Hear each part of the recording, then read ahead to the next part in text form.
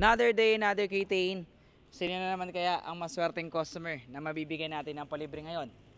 So may naisip ako. Sakto, naka-live tayo ngayon.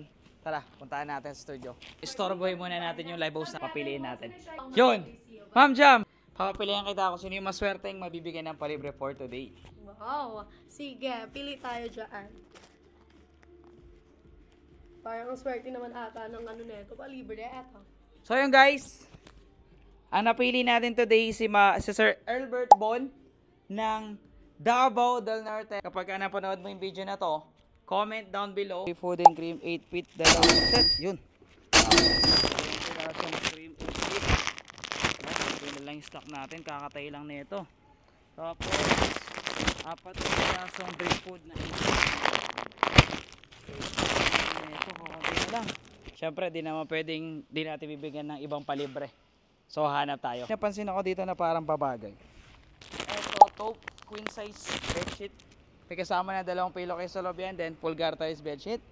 Parang nagkukulangan pa ako. Hanap na tayo dito. Isang white naman na family size. 2 pillowcase na rin yan, isang full garterized na rin yan. 2 pillowcase, kasama na yan, syempre para kompleto. Tara, pack na natin.